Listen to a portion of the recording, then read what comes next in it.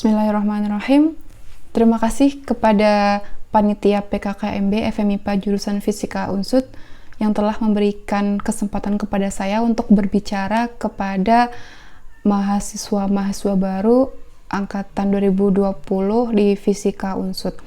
Sebelumnya, perkenalkan, nama saya Siti Zulaihah, biasa dipanggil Izul gitu. Kalau teman-teman saya manggilnya Izul. Alumni Fisika Unsud tahun sekian. Dulu saya pernah belajar di Fisika Unsud terkait sedikit tahu tentang kelompok minat fisika teoritik dan sedikit tahu tentang fisika komputasi material.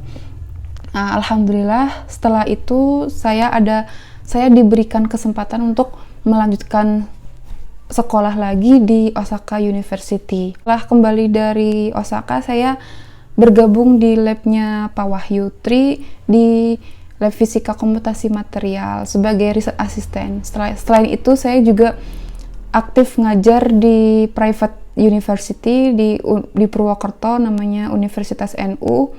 Kemudian saat ini saya juga berafiliasi di Teknik Mesin Universitas Perwira Purbalingga. Sebelumnya saya mau mengucapkan selamat datang di Fisika Unsud dan selamat atas diterimanya sebagai mahasiswa baru di Fisika Unsud. Harapannya dari diskusi dari hal yang saya sampaikan dapat menebar kebaikan dan positivity untuk tetap terus termotivasi semangat belajar di Fisika Unsud ke depannya. Dalam diskusi ini saya diberikan tugas untuk menyampaikan prospek pendidikan lanjut dan kerja di bidang pendidikan. Sebenarnya karena saya masih baru banget dalam bidang pendidikan, jadi saya akan banyak sharing aja tentang pengalaman yang pernah saya alami, yang pernah saya lihat, yang pernah saya tahu gitu, dari entah itu dari diri sendiri ataupun dari teman-teman saya di sekitar saya. Untuk outline-nya ada 5 hal yang ingin saya sampaikan. Mengapa kuliah di fisika, kemudian sharing aja tentang untuk persiapan studi lanjut gitu, atau untuk bekerja. Pengalaman saya selama kuliah master di Osaka. Kemudian untuk bidang keahlian yang dimiliki, serta terakhir sharing prospek dunia kerja. Ini sebenarnya saya kurang berpengalaman, cuman saya sebagai alumni, saya pengen ngasih motivasi aja kepada adik-adik kelas gitu.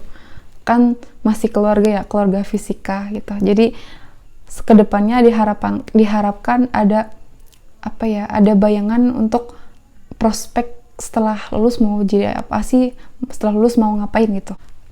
Mengapa sih kuliah di fisika gitu, fisika murni lagi, kan fisika katanya susah. Enggak sih, fisika tuh asik asal kita hatinya senang. Jangan bilang kalau kalian itu masuk fisika tuh tersesat gitu. Oh, saya masuk fisika nggak tahu kenapa, nggak ada motivasi, masuk aja fisika gitu. Itu namanya tersesat. Ada juga masuk fisika itu karena saya bener-bener pengen masuk ke fisika, saya pengen jadi profesor, saya pengen jadi peneliti, saya pengen jadi tenaga pendidik gitu. Saya masuk fisika biar keren gitu. Tapi semua itu harus dimiliki sih dari awal biar kalian tuh belajar fisika itu senang. Berdasarkan pengalaman yang pernah saya alami, yang pernah saya lihat, yang pernah saya tahu. Jadi kuliah di sains itu, fisika termasuk sains itu akan membentuk pola pikir yang ilmiah. Karena apa? Karena fisika itu atau ilmu sains itu ilmu dasar yang nantinya dapat kita temui di berbagai macam aplikasi dalam bidang kehidupan.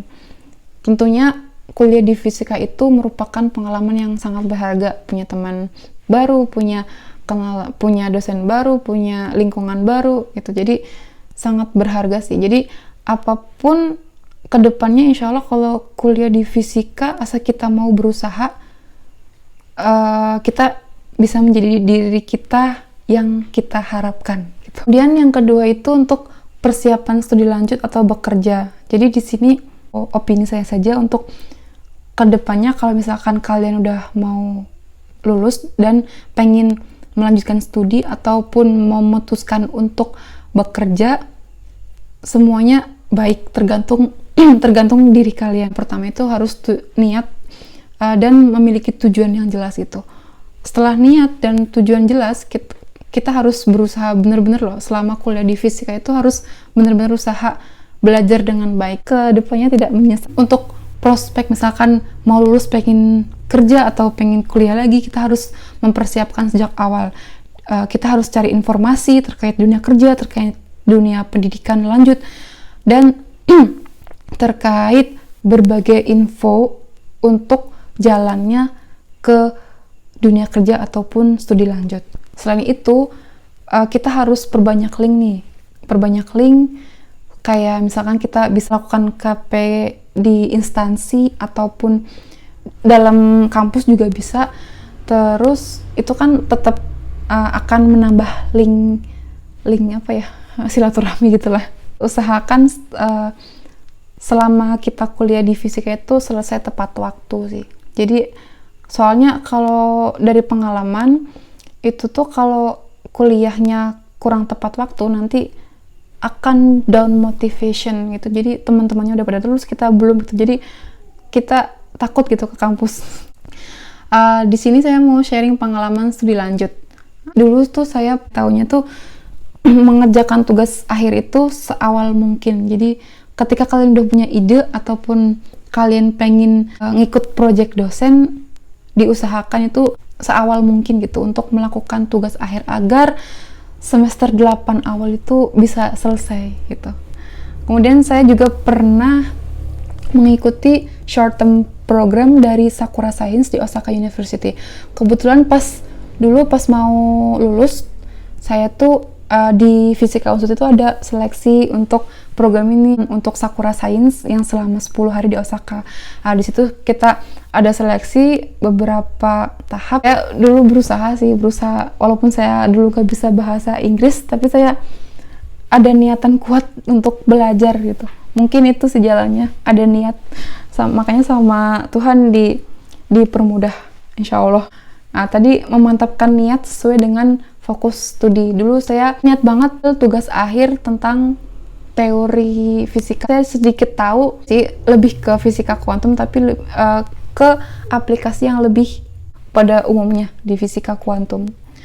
Kemudian setelah itu tahap pendekatan dengan profesor tujuan. Nah, tadi tuh dari ikut Sakura Science tuh saya ingin kembali lagi loh ke Jepang, cari info-info untuk bagaimana sih untuk mendapatkan profesor gitu. Saya tanya dosen-dosen di Fisika Unsur yang saya kenal gitu, yang kiranya ada rekomendasi. Situ saya mulai nih bikin list pertanyaan, list tentang proposal riset ke depannya gitu.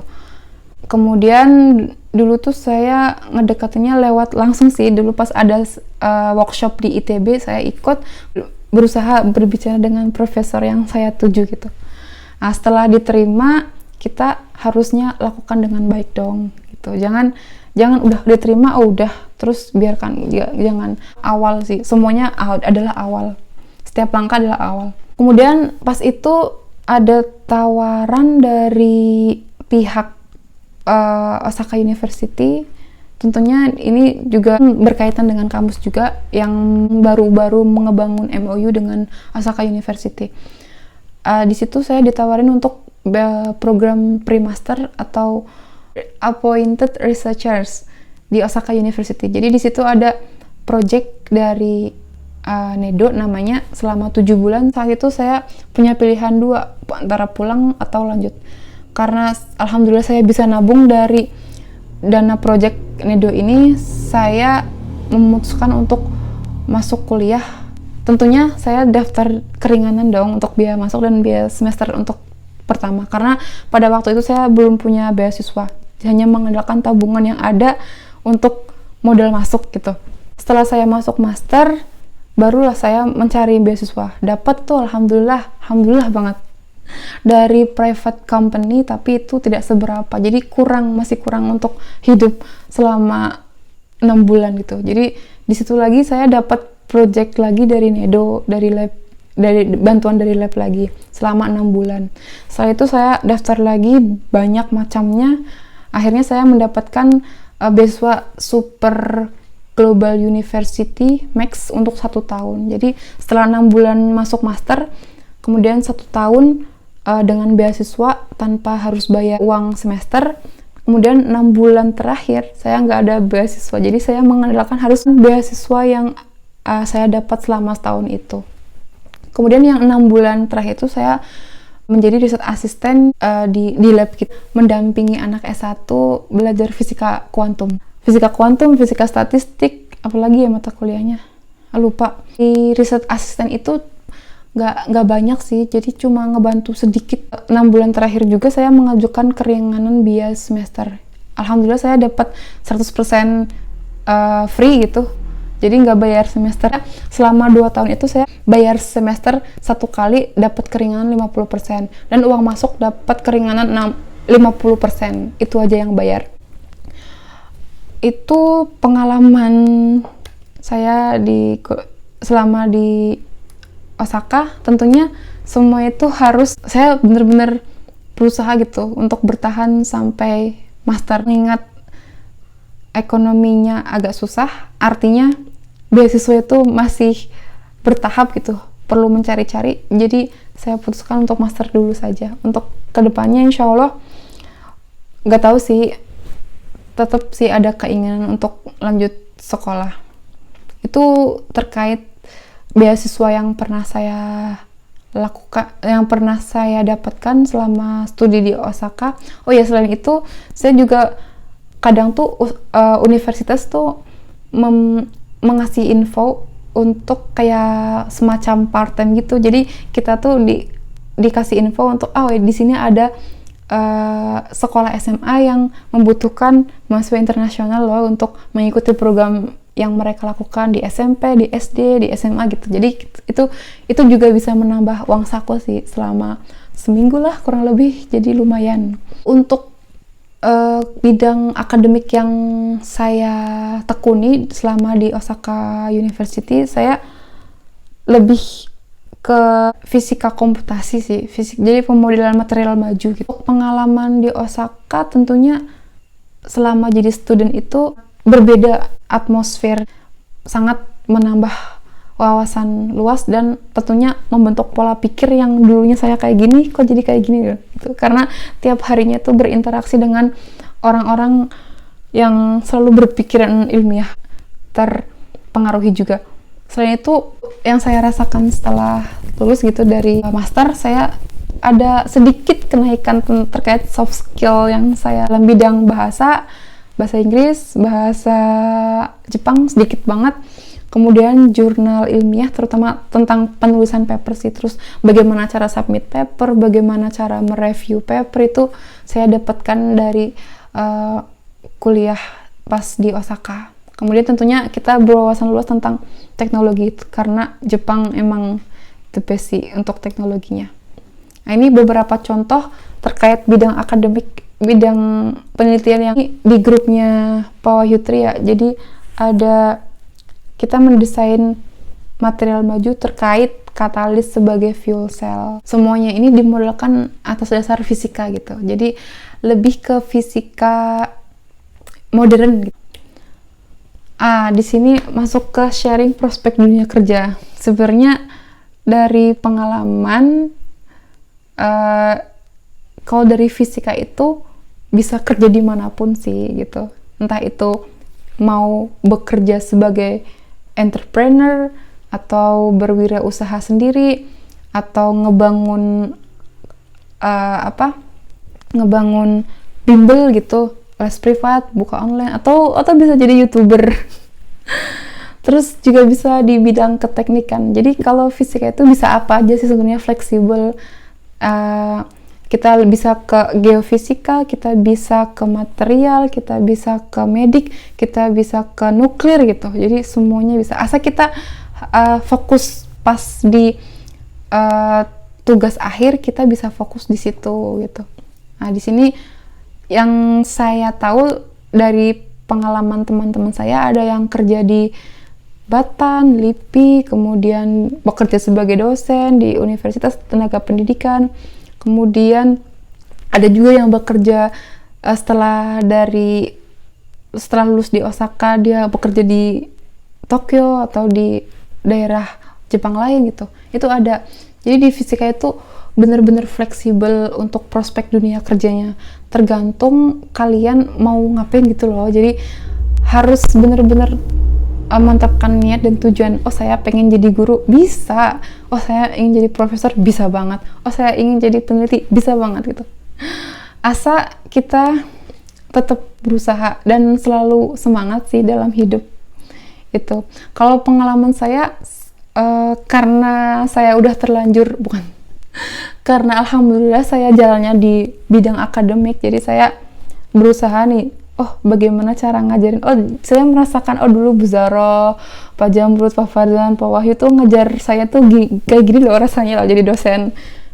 Saya sudah merasakan sih, jadi udah ngalamin tridharma gitu, jadi harus penelitian, harus pengabdian, harus publikasi gitu. Itu ternyata taihen desu ne, nggak sesuatu yang tidak mudah gitu. Jadi saya berterima kasih nih kepada dosen-dosen fisika yang telah mengajari kita sebagai mahasiswa fisika dulu gitu. Di sini saya juga dulu kan saya fisika murni, tapi sekarang bisa ngajar di fisika di tekniknya. Artinya kalau dalam hal ini saya di bidang teknik mesin ya. Jadi yang saya tahu selama dari kurikulum teknik mesin itu semuanya itu aplikasi dari fisika yang pernah kita belajar loh, yang pernah saya dulu belajar di fisika murni. Cuma lebih banyak ke aplikasinya. Jadi asal kita tahu dasarnya, insya Allah kalau kita menjumpai aplikasinya di kehidupan realnya, insya Allah lebih mudah sih gitu. Tapi satu, tetap harus belajar gitu. Walau bagaimanapun kan fisika ke teknik pasti sangat ada sesuatu yang sangat membedakan gitu. Jadi tetap belajar lagi. Kemudian intinya tuh kalau dari fisika kan kita belajar ilmu dasar. Jadi ilmu dasar itu saya di sini saya gambarkan sebagai atom gitu. Jadi ilmu dasar dari hal kecil terus ke aplikasi yang besar. Misalkan di sini saya pesawat gitu kan, sistem yang besar itu tuh bisa dipelajari semua dari fisika. Jadi fisika itu asik, fisika itu happy, fisika itu menyenangkan, fisika itu tidak sulit, fisika itu keren gitu.